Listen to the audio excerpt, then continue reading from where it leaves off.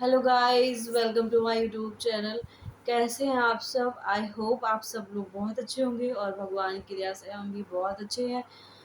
आप लोगों ने मेरे वीडियोस देखे होंगे, अगर नहीं देख रहे हैं तो प्लीज़ आप देखिए और उनसे कुछ प्रेरणा लीजिए।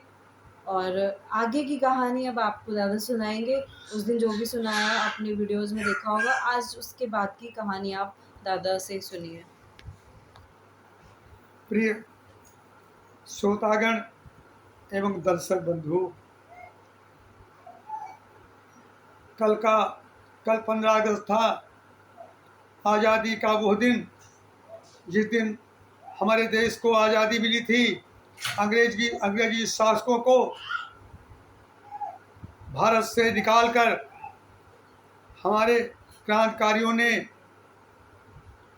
देश को आज़ाद किया था। हमारे भी नगर में जगह जगह आज़ादी का ये पावन पर्व मनाया जा रहा था। मैं भी उन समारोहों में शामिल हुआ।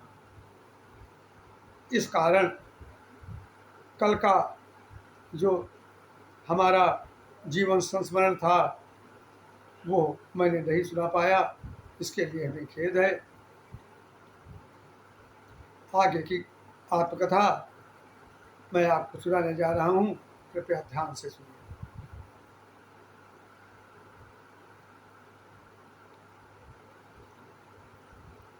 जैसा कि आपने पीछे सुना कि मैं जनहित के कार्य में लगा और उस सड़कों कीचड़ कुंडों से अपने परिश्रम के द्वारा मुक्त किया और अपने नगरवासियों को सुख सुविधा प्रदान की। मैं आपको बताना चाहता हूँ कि मैं नित्य पाठशाला जाता, रात को योग क्रियाएं करता, साधना करता, समाधिस्थ होता।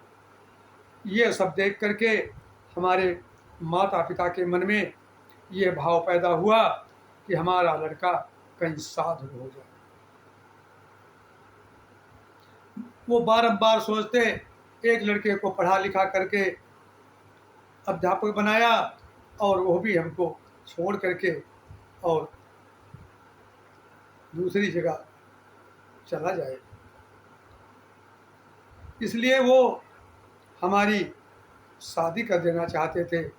लेकिन आप जानते हैं कि मैंने इसके पूर्व में उस लड़की से कहा था कि मैं अब जीवन में शादी नहीं करूँगा। शादी मैं करूँगा तो तुम्हारे साथ नहीं करूँगा। मैं तो बंधा हुआ था उस प्रण से। मैं उस प्रण को कभी नहीं तोड़ पा सकता था।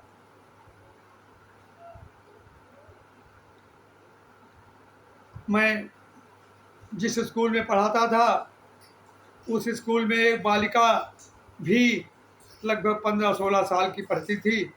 उन दिनों बड़े उम्र के लोग हो जाया करते थे, तब कहीं उनका प्रवेश पाठशाला में करवाया जाता था और शिक्षा दीक्षा उनको दी जाती थी। तो ऐसी हालतों में ही वो लड़की भी 16-17 साल की हो गई होगी। हमारी वो शिष्या थी। उसके उसकी माता जी जो हैं वो लगभग 5 बीघे खेत की मालकिन थी। पक्का मकान था उनके पास, लेकिन वो विधवा थी। उनका कोई लड़का भी नहीं था। केवल एक यही कन्या थी। वो इस कन्या का शीघ्र विवाह कर लेना चाहती थी। उस जमाने में छोटे पर ही शादियां भी रचा दी जाती थी। लोगों ने देखा कि मैं तो पढ़ा लिखा व्यक्ति हूँ, तो क्यों न इन मास्टर साहब के पास साथ ही इसकी शादी कर दी जाए। वो लोग हमारे घर को आए, हमारे पिता से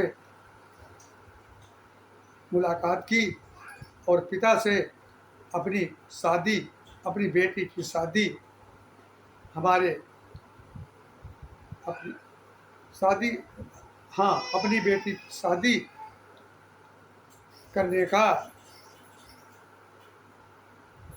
निर्णय लिया।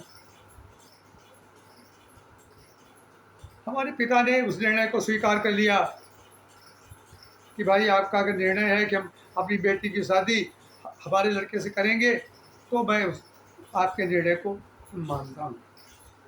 क्योंकि उनके पास 4-5 बीघा खेत था, पक्का मकान था और विधवा के ही नाम में खेत था और कोई आगे पीछे उसका था नहीं, केवल ये लड़की ही थी। हमारे पिता ने सोचा कि हमारे पास तो 1 बीघा खेत है, लोगों का बटाई खेत करते हैं, 4-5 बीघा खेत मिल जाएगा और पक्का मकान भी मिल जाएगा, अपना खेत लेंगे, अपना खेत ये मिलेगा हमको और उसको जोत जोत करके और अपनी खेती करेंगे। ये भाव हमारे पिताजी के मन में पैदा हो गया। जब हम वहाँ से घर को आए तो पिता ने कहा कि मैंने तुम्हारी शादी तय कर दी। हमने कहा हमें भी विचार कर लेंगे, क्योंकि मैं बहुत डरता था अपने पिताजी को।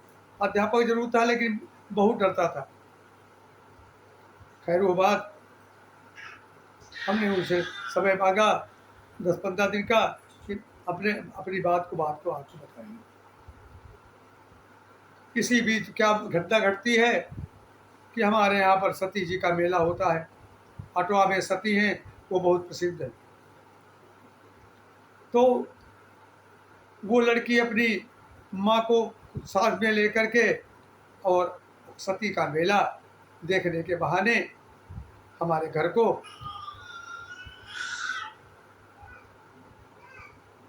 खोजते खोजते आना चाहती थी।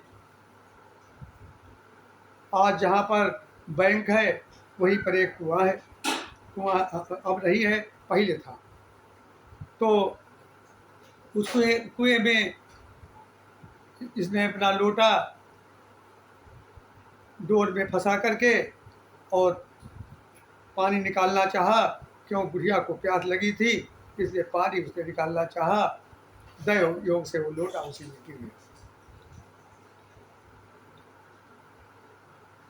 हमारे घर को आना तो दूर रहा, तो लोटा उसमें गिर गया। तभी वहाँ पर हमारे मुन्ना और मेवा 2 साथी थे। तो मेवा जात के कहार थे, वो तो नदियों में जाकर के मछलियाँ ही मारते थे। उनको तैरना और पानी में घुसना बहुत अच्छा मालूम था। वो कुएं में ही सीधे फांद पड़े, क्योंकि उन्होंने देखा कि हमारे साथी की जो पत्नी होने जा रही है उसी का लोटा इसमें गिर गया है, और निकाल करके लोटा उस लड़की को दे दिया और पूछा कि मास्टर साहब कहाँ हैं। तो उन्होंने कहा कि मास्टर साहब घर में नहीं है। खैर जब उसको ये पता चला तो वो मेला चली गई और मेला देखा, मेला देख करके लौट करके और फिर वो घर को चली गई। 2-4 दिन के बाद में स्थिति यह बनी कि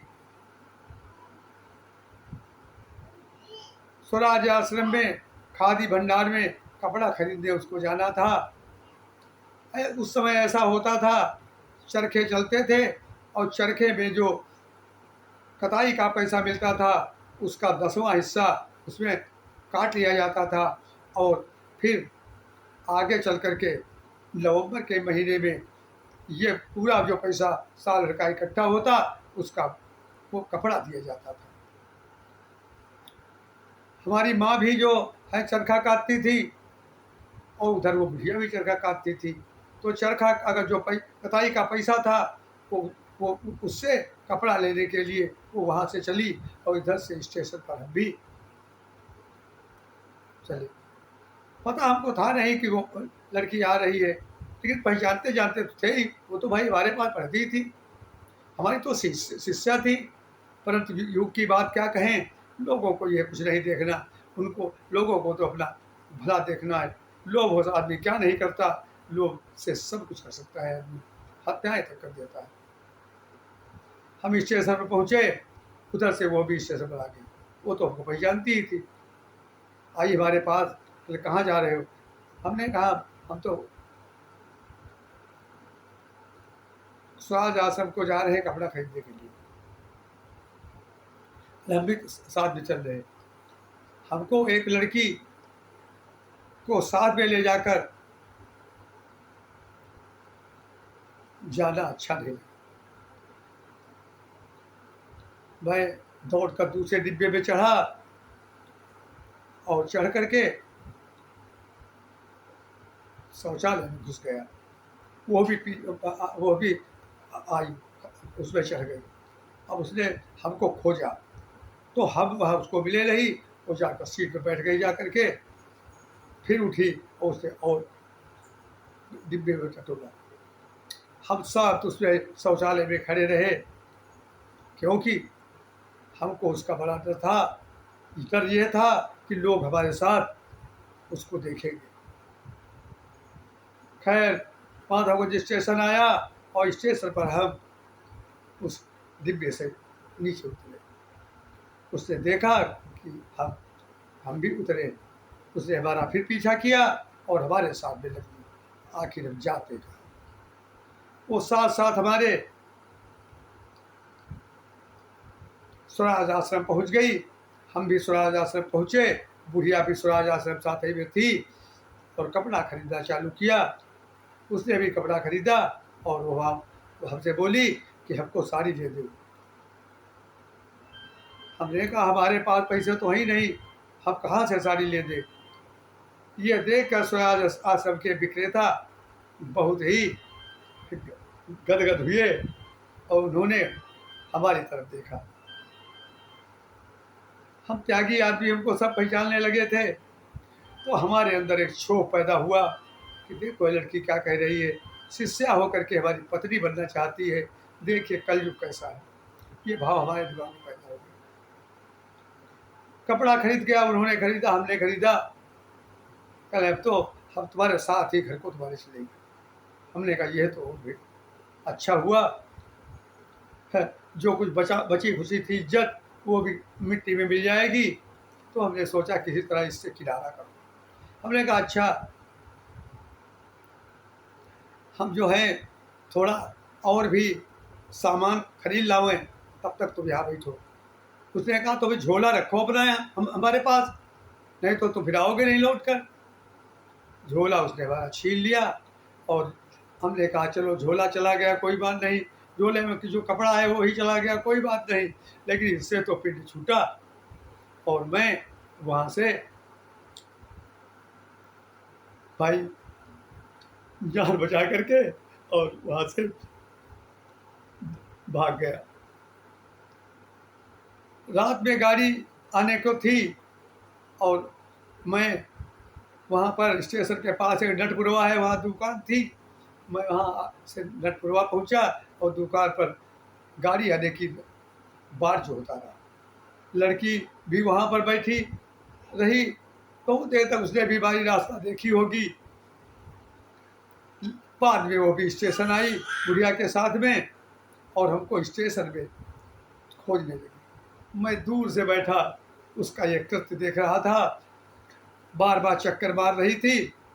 गाड़ी ने सीटी दी और सीटी देने के बाद में वो डिब्बे में बैठ गई। हम तब तक दौड़ लगा करके वहाँ आ गए थे और गाड़ी के अगले डिब्बे में, इंजन के पास वाले डिब्बे में हम घुस कर बैठ गए और हमको मुक्ति मिली उससे। फिर क्या था, स्टेशन 8वां कुसट आया और स्टेशन पर से उतरने के बाद में अपने घर को चले आए। वो भी हमको नपा कर अपने घर को चले गए। निराश, हताश, उसने उसने हमको किसी चीज़ पर खोजा ज़रूर होगा, लेकिन हम उसको नहीं मिल पाए। इसका आगे की कथा अगले प्रसंग में, यहीं से हम कथा का विराम करते हैं। आगे क्या हुआ आगे सुनाएंगे। सो गाइस, आपको अगर ये कहानी पसंद आए तो प्लीज़ आप जो है मेरे चैनल को सब्सक्राइब कीजिए, लाइक कीजिए और कमेंट करके ज़रूर बताइए कि आपको ये कहानी कैसी लगी।